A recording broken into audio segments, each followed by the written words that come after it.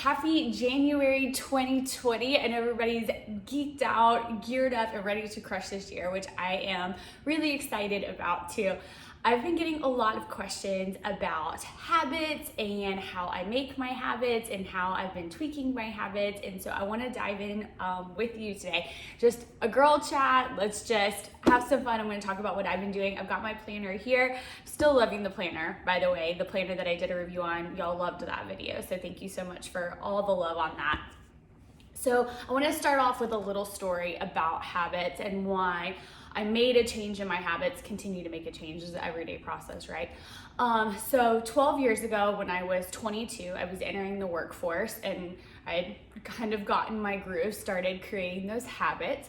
Those habits included every morning a stop by Starbucks to get a venti, whatever I was ordering at the time. I'm sure it was full of sugar. It was not anything that I was making a conscious decision about. It was whatever tasted the best. And then a stop by Whataburger. And I think that is a Southern fast food, but you can just relate it to any fast food that's near you. I would get a egg wrapped in a tortilla. They called them a taquitos, like a breakfast burrito, but probably in like the unhealthiest way. I would head to my office, sit in my office, sip the cup of coffee, and eat that Whataburger taquito and feel like, okay, this is gonna make the day easier, better. I'm gonna have that extra caffeine bump. And I would do that morning after morning after morning after morning. And the problem with that is those little pencil skirts that we wore were getting tighter and tighter and tighter, because I was leaving straight from the office, going to happy hours. So obviously there was not a lot of movement in my day. There was not exercise because I was staying out late for happy hours and then starting the mornings every morning, just like I just shared with you. So there came to a point, I started dating my now husband, and he was working out, and I was like, crap, he's gonna be like working out and getting hot, and I'm like, my pencil skirt is getting smaller, I'm getting larger, clearly. And so that was my first snap in my fingers of like, oh crap, this habit's gotta change, right? So that's my number one tip, is make it obvious. Make it obvious the change that you want to make. And that seems like a very simple step, but if we're just very abstract, like, oh, you know, this is what I think I might want to do, and this is the change that I think I might want to make. And most of these examples, just because this is the feedback I'm getting from y'all, are going to be like health and fitness related, but you can take these principles into any area of your life. This is just one that I've mastered over the last 12 years. That's, you know, where a lot of my knowledge is, and that's the questions that I was getting. So I'm going to get these examples are going to be health and fitness related, but take it wherever you need it. But I know January is, you know, definitely a health and fitness focused month. But these habits are going to help you make it a focus for every single month of this year. So that's kind of cool. So make it obvious of what you wanted to accomplish. So number one, without even really knowing it, because I didn't know these tips at the time, obviously, is I made it clear and obvious what I wanted to accomplish, how I wanted to feel, and how I wanted to look different. And a lot of people might say, oh, don't make looks, you know, a part of your health and fitness journey or whatever. Sometimes that is a very motivating factor. It was for me when I was not feeling good in my skin. I did not like the way that I looked. I didn't like the way that I felt. So number one, I knew what I wanted to change by how I wanted to feel and how I wanted to look different. So decide right now, in any habit that you want to change, make it obvious. Make it obvious to yourself of what you're trying to change and what you want to accomplish. So number two, make it attractive. Bad habits or any habit that you're wanting to change is so ingrained in your mind that like changing something needs to be enticing, it needs to be attractive, it needs to be fun. So for you, that might be going out and getting a new pair of workout shoes, that might be getting new workout clothes, that might be signing up for something fun, like once or twice a week, like maybe a yoga on the beach. Obviously I live on the beach, I'm staring at the beach, that comes to mind. Yoga in the park, a fun run, that they may do in your community once a week.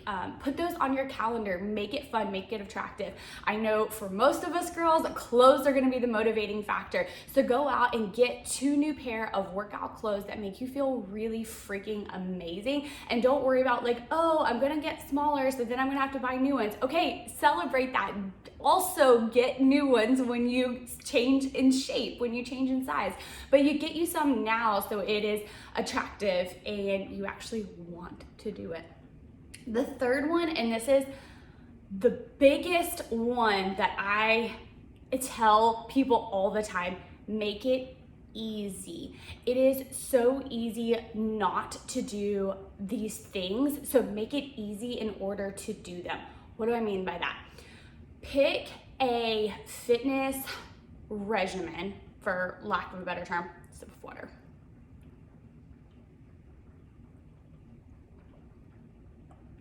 Pick a fitness plan that works for your life. Don't jump on the latest craze just because it's the latest craze. Don't sign up for everything that everybody else is signing up for just because your girlfriend signed up for it.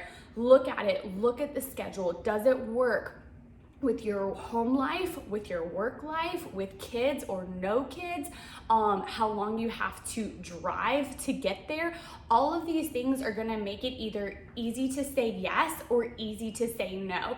One of my personal favorite things to do is to mix things together. And you might think, oh, if I'm all over the place, then it doesn't feel as committed. It's really not the case. And here's what I mean by that. I stream my workouts on that TV every single day. It's just like it's like a fitness on fitness of Netflix, whatever you want to call it. It just streams right through. And so on days that, I'm busy, on days, which is every day, let's be honest. But we'll get back to that. It makes it easy, right? Okay, that fits into my life. I know it fits into my life. I live about probably 20 minutes from any kind of like place that I actually want to commit to as far as the fitness thing. I know it would be so much easier for me to be like, oh, I don't want to make that 20-minute drive.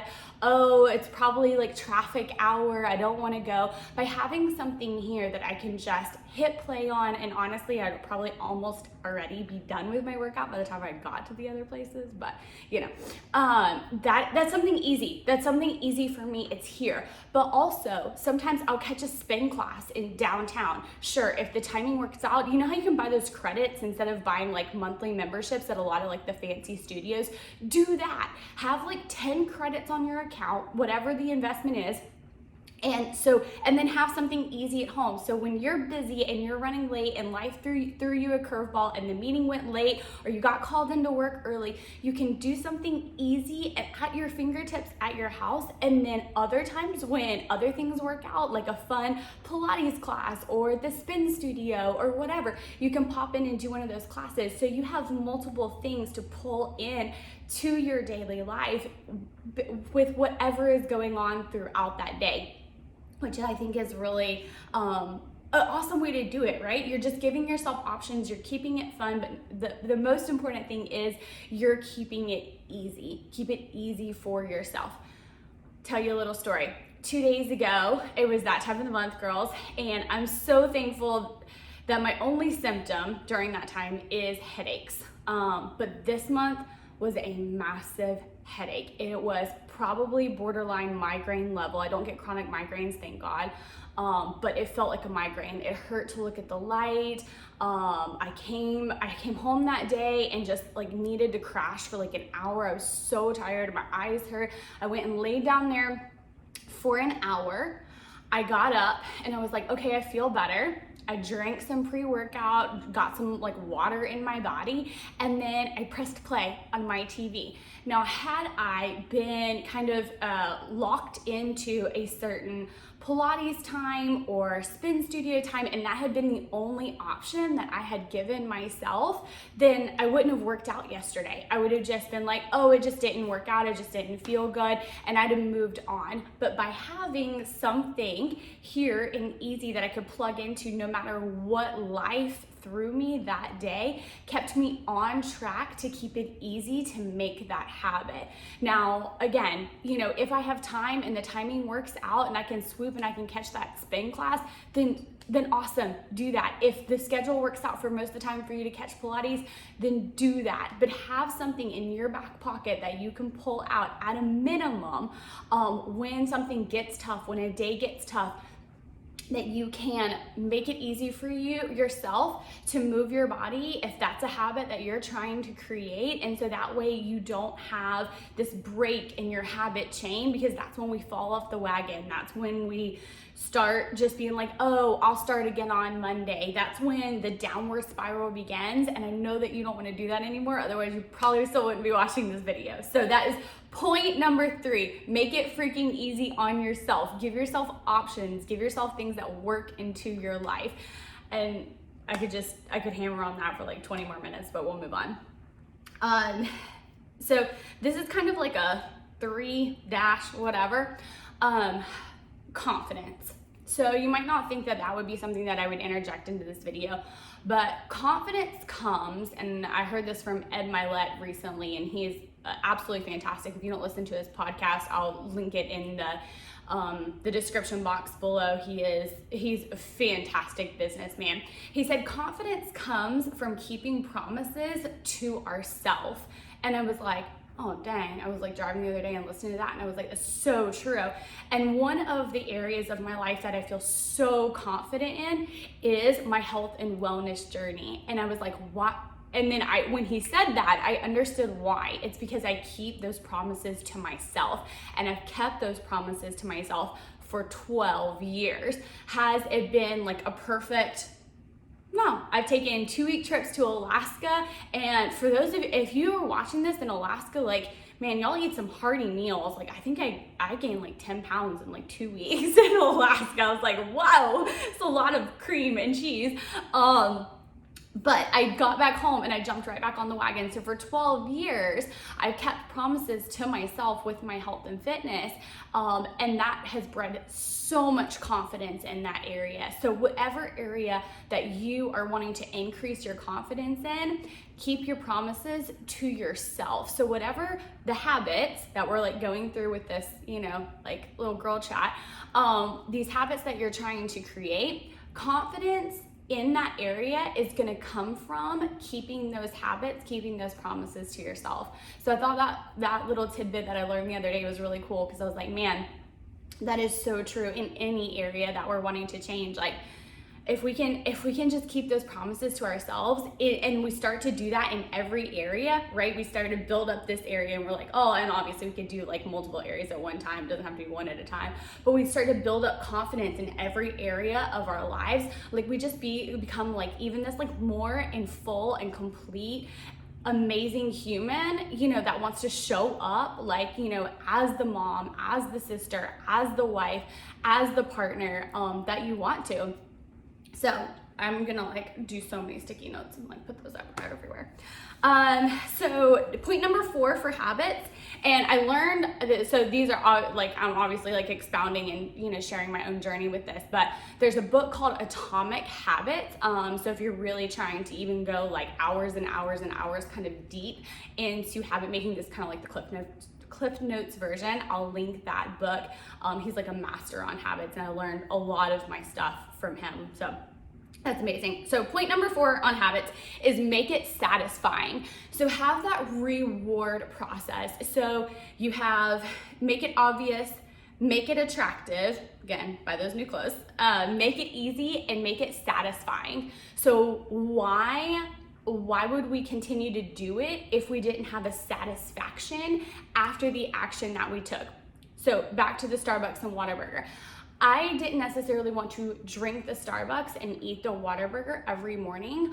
I wanted the satisfaction of sitting at my desk and having that like delicious cup of coffee and like eating that Whataburger and somehow thinking that extra whatever, sugar, caffeine was gonna make my day easier. Like, that was the satisfaction that was built into that habit. So it's not necessarily the action that I was taking that I wanted to take. I wanted the satisfaction from that. So we can use the same thing on healthy habits, right? So after we're done working out, like what is something super satisfying that you can do?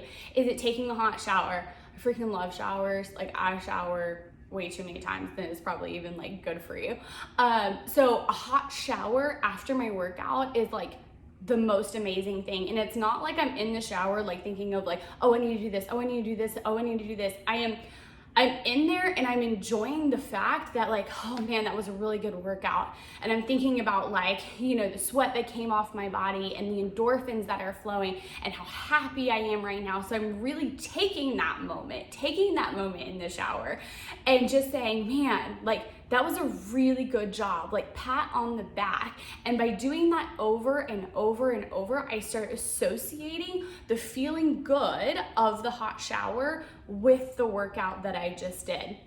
You could do this with a hot cup of coffee. I do this as well. And honestly, it's funny now without even realizing it, I almost don't feel, this is gonna sound disgusting, I almost don't feel the need to shower unless I've worked out. I'm like, why am I even showering? Like it doesn't feel the same. And so sometimes like, even like I'll do like an extra like 10-minute abs before I'm about to shower, just because that's my association of the satisfying shower because I worked out. It's kind of funny how that's worked out recently.